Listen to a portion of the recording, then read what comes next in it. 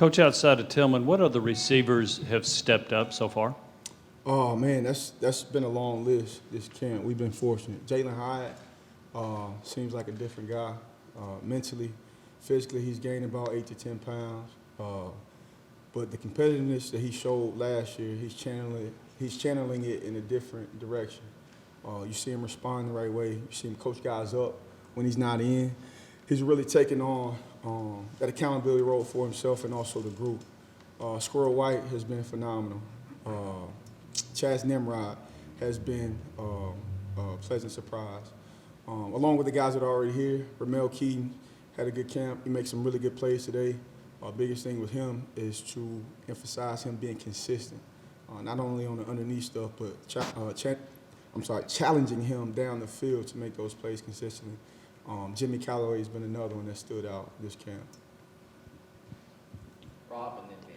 Coach, just after what we saw last year from Cedric and Velas, two guys who had not done a lot prior to 2021, would you describe this offense as being just that receiver-friendly where you can plug guys in and they can become playmakers? I think it's absolutely that, and it's a message to the younger guys in high school when you're looking for an offense to really be prolific in.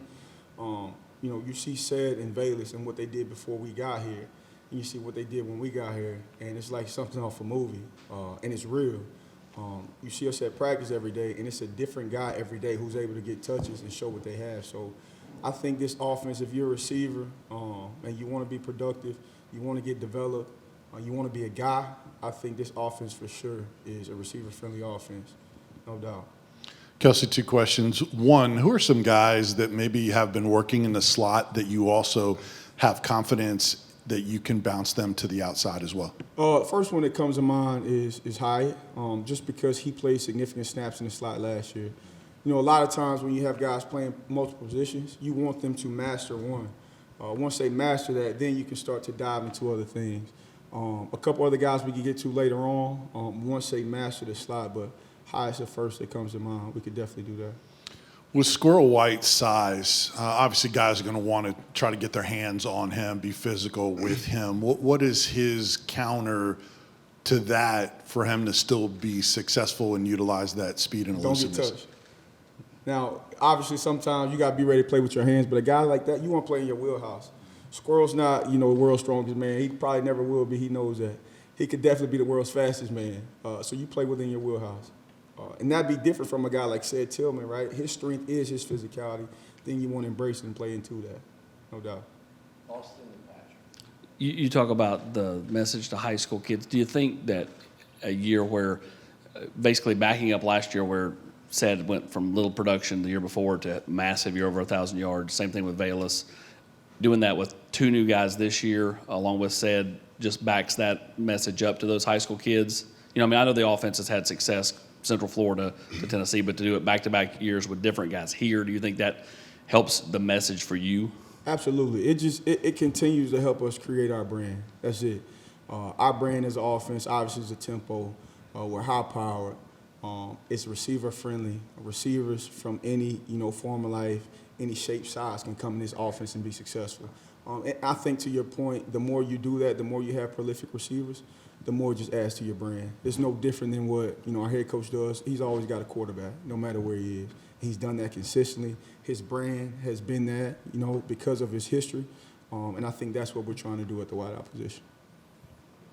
Coach, what kind of camp has Bru McCoy had, and what have you seen from how he's coming along, and maybe what are your impressions of what he can bring to the offense? Bru has been a pleasant surprise. He's been really good. For a guy who hadn't played in the season, he's obviously had to build stamina back up. But when you talk about just a physical specimen, and some things like you can coach, some things you can't, that guy's got a lot of things that you just can't coach.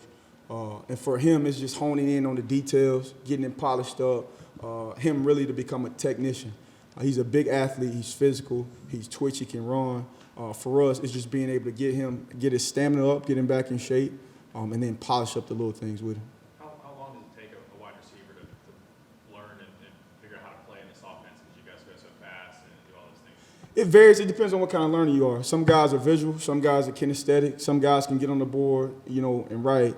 I think for Bru, he's a kinesthetic guy. He's not a rep guy at all, but he's a kinesthetic learner. Walking through in our walkthroughs in the afternoon, when he's not in the game, when he's watching the guy that's in, taking mental reps on the side, walking through reps, all those things are extremely important for him, especially since his stamina, we got to catch up. He's got to take advantage of the reps where he's not physically going. Mike and Brent. Yeah, Kelsey, with Jalin, talking about him just being a different player, how is that translated onto the field, and how do you make sure that those things translate into the season as well? Absolutely. That's the biggest thing is you have to make sure they translate during the season. So for me, for Jalin, even before I got promoted, when I was still the QC last year, anytime I'm talking to him, passing him in the hallway, just reminding him about putting those things on tape. Because it's ultimately what you want. If we have 10 good practices by a guy and then on Saturday he doesn't show up, like, you don't like that result. So just staying on him, not giving any leeway. Sometimes that gets annoying. Like sometimes he's tired of hearing me talk. He gets annoyed seeing my face. But you got to stay on him until he proves that he's able to carry that on his own with his own individual habits. What gives you confidence that it will translate on Saturdays for him? When he starts doing it on Saturday. So up until then, we stay on him. Up until then, we stay on him. Absolutely. Kelsey, two things. One, do you lock a guy into a spot, or do you cross-train, meaning your young guys are going to learn slot and outside? How do you handle that with freshmen?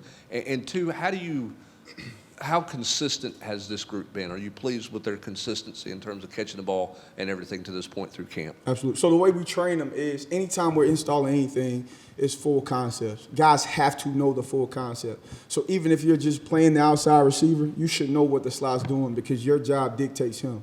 So everybody's learning full concepts. Now, when we're on the grass, you're learning one position initially, right? And then like we spoke about earlier, as I master that, then we can move you inside. But as far as learning, everybody's learning full concepts.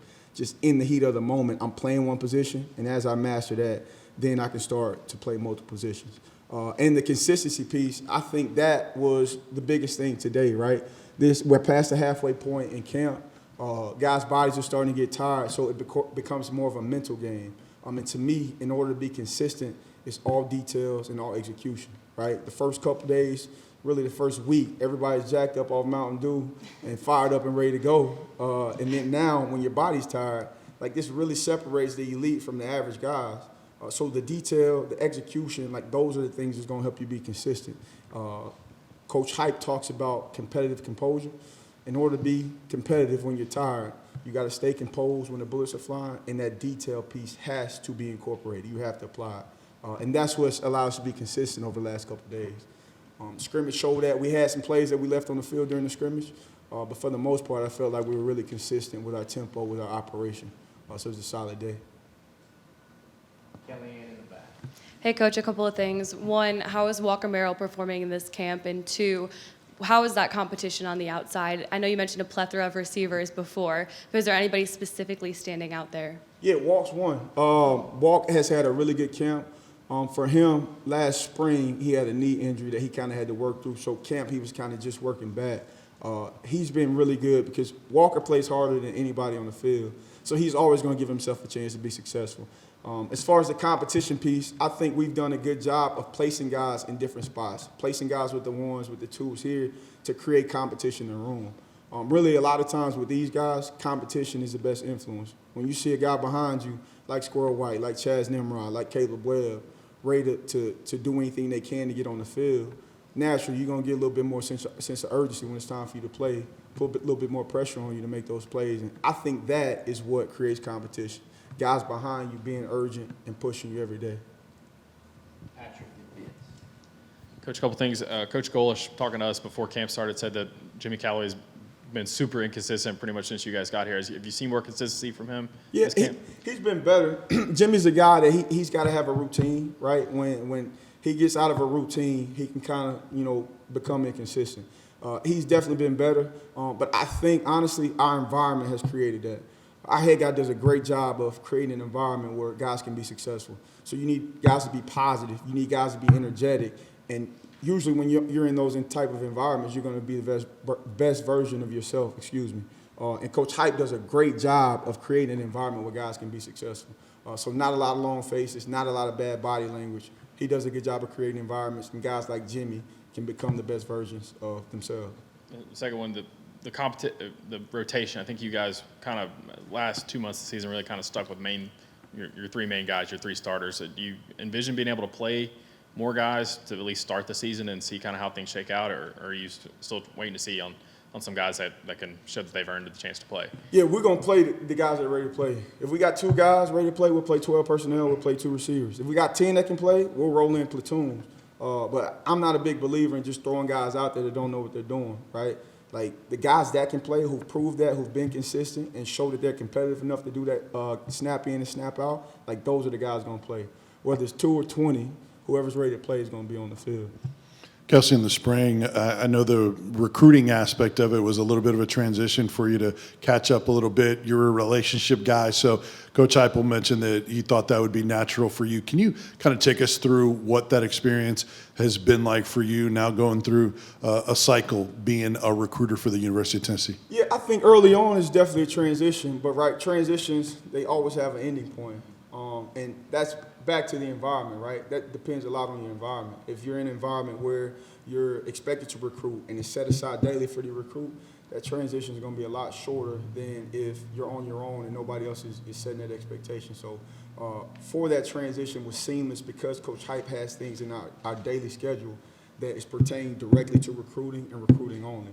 So you build habits naturally and you're able to be successful when transitioning in situations like that. We'll finish with Wes. Kelsey, for guys like Hyatt and Merrill, I guess especially, the last season it seemed like early in the year those were going to be guys who were a big part of the offense. And then after a few games, the rotation kind of changes and they don't play as much the rest of the year. How tough can that be for a young player to kind of go through, and what do you learn about a player when they handle something like that? Absolutely. I think this game is really indicative of the way you live your life, right? Like there'll be a bunch of times where you're bummed out or you're not satisfied or, something hurts your feelings. Like the way you respond to this game, and we tell our guys that all the time, that'll be the way you respond to life when you're 40, 50 years old and you come home and, your kid's suspended. Like you can't put your head down and mope around the house all day, right? So a really cool story. Velas didn't play the first couple of games last season. He had that exact situation. And what that kid decided to do was to respond the right way. I had that exact conversation with him, and it changed the trajectory of his season and probably will change the trajectory of his life. He's in position he always wanted to be in. He's got the bull by the horns right now. And it's simply because of the way he responded in a time that he was, he had unfortunate circumstances. He was down, responded the right way, and now he is where he is. And so the cool thing about that is Jalin Hyatt saw that firsthand, and I'm sure that's got some sense of why he's urgent and mentally in a different space. Cedric Tillman saw that firsthand. I saw it firsthand. Like, it helped me personally in my own journey. But when you have examples like that are live and you're able to live through, it changes you forever when you see those guys respond the right way. So the same way they respond in life, do it on the field, and it becomes habit. Thank you, guys.